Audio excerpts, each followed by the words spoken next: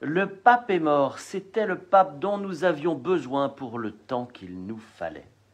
Voilà ce que tout catholique devrait dire et se mettre dans la foulée en prière pour le repos de son âme tout d'abord, pour l'Église ensuite, pour son successeur que nous attendons et que nous aimons déjà enfin. Parce que nous sommes croyants, que l'Église est une, sainte, catholique et apostolique, comme nous le récitons dans le credo chaque dimanche. Et puis que l'Esprit souffle. Le pape est mort et j'ai trop peu entendu le distinguo entre le chef d'État et le successeur de Pierre. Les commentateurs de tout poil saluent l'homme de gauche, le progressiste, le marxiste même pour le journal L'Humanité. Il est le pacte des migrants, l'écolo, l'homme simple qui résidait dans 70 mètres carrés, qui roulait en toute petite berline. Les cathos-tradistes consolent déjà à la recherche du successeur de Pierre, qui les confortera dans leur pratique.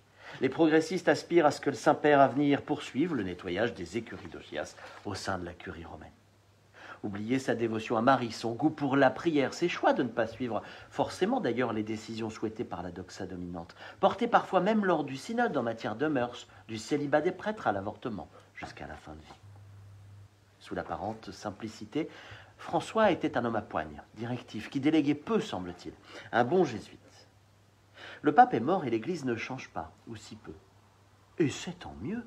Dans une famille, la paternité et la maternité évoluent avec les époques. Mais la figure du père, elle reste. Sans elle, point de repère d'autorité, d'admiration. Idem pour la mère qui cajole et réconforte avec douceur et persévérance ses enfants.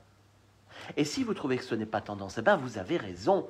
C'est pour cela que l'Église résiste depuis 2000 ans. Elle est intemporelle, elle est le fruit de l'esprit. Et bien sûr, cela nous dépasse.